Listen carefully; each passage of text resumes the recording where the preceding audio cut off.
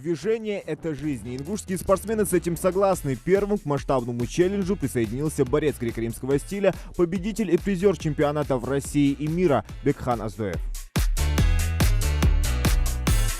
Подхватил эстафету и борец UFC, любимчик публики Мовсар Евлоев.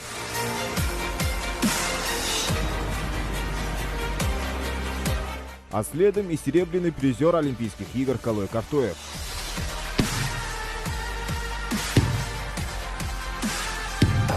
Мастер-класс от ингушского боксера-профессионала Рашида Кадзоева.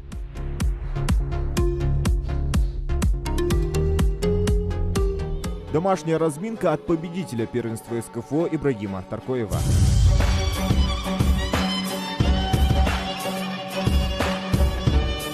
В стороне не остались и самые юные – братья Исмурзиевы. Я Магомед Исмурзиев, прошу всех спортсменов заниматься в домашних условиях, пока коронавирус не прошел, и соблюдать форму.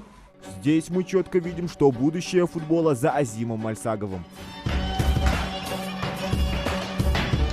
А вот и бой с тенью боксера Кадыра Хамхоева.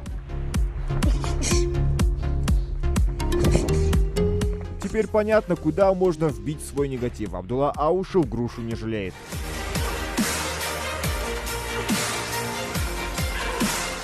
Масштабный флешмоб с хэштегом «Тренировки дома» только набирает популярность. И сейчас самое время присоединиться. Зелимхан Калоев, Новости 24.